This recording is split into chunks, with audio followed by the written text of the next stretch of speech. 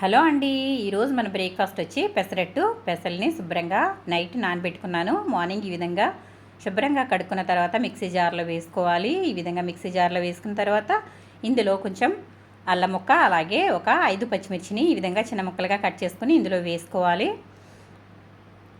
అలాగే ఇందులో కొంచెం ఉప్పు, జీలకర్ర వేసుకోవాలి. జీలకర్ర ఇందులో ఈ విధంగా వేసుకోవడం ఇష్టం లేకపోతే విడిగా కూడా పప్పు మిక్సీ పెట్టేసుకున్న తర్వాత కూడా వేసుకోవచ్చు. ఇప్పుడు వీటిని మిక్సీ పట్టుకుందాం. ఈ విధంగా మిక్సీ పట్టుకున్న తర్వాత ఒక బౌల్లోకి తీసుకుందాము. బౌల్లోకి తీసుకున్న తర్వాత పెనం వేడి చేసుకుని దోశ వేసుకోవాలి.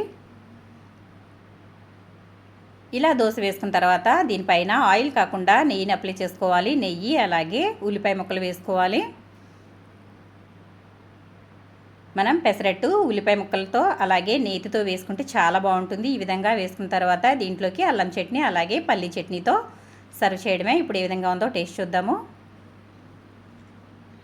చూసారు కదా, ఉల్లిపాయతో పెసరట్టు రెడీ అయిపోయింది. ఇప్పుడు టేస్ట్ చూద్దాము. ఈ విధంగా అల్లం చట్నీతో అలాగే పల్లీ చట్నీతో ఈ విధంగా నేతితో కాల్చుకున్న పెసరట్టుని పల్లీ చట్నీతో అలాగే అల్లం చట్నీతో టేస్ట్ చేద్దాము.